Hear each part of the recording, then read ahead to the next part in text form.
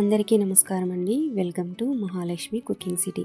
చాలా టేస్టీగా జ్యూసీగా ఉండే ఇన్స్టెంట్ జిలేబీ రెసిపీ అయితే ఈరోజు ఈ వీడియోలో మీకు షేర్ చేయాలనుకుంటున్నాను. ప్రాసెస్ని చూసేద్దాం రండి. ముందుగా ఒక మిక్సింగ్ బౌల్ తీసుకుని దానిలోనికి ఒక 2 టేబుల్ స్పూన్ మైదా పిండిని యాడ్ చేసుకుందామండి. అలానే 1 టేబుల్ స్పూన్ వరకు పెరుగుని యాడ్ చేసుకుందాం. ఇప్పుడు ఇందులోకి ఒక చిటికెడు ఉప్పుని అలానే 1 టేబుల్ స్పూన్ కార్న్ ఫ్లోర్ని యాడ్ చేసుకుందాం. ఇప్పుడు ఇందులోకి సరిపడా వాటర్ని యాడ్ చేసుకుని విస్కర్తో ఈ విధంగా ఉండలు లేకుండా పిండిని ఇలా ఫ్లోయింగ్ కన్సిస్టెన్సీ వచ్చేటట్టుగా మిక్స్ చేసుకుందాం.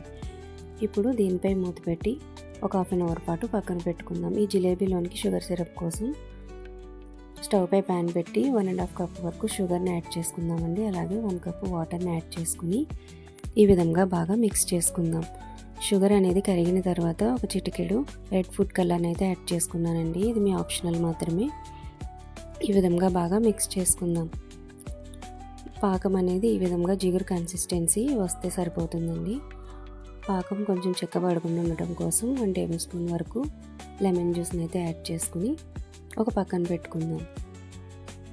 ఇప్పుడు మనం ముందుగా ప్రిపేర్ చేసుకున్న ఈ పిండిలో కొద్దిగా బేకింగ్ పౌడర్ని అయితే యాడ్ చేసుకుందామండి. ఈ విధంగా బాగా మిక్స్ చేసుకుందాం. ఇప్పుడు దీనిని ఒక పాల కవర్లోనికి ఈ విధంగా యాడ్ చేసుకుని దీని మొదట ఒక రబ్బర్ని టైట్గా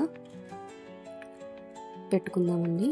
ఇప్పుడు స్టవ్ ఆన్ చేసి కడాయి పెట్టి డీప్ ఫ్రైకి సరిపడా ఆయిల్ని యాడ్ చేసుకుందాం.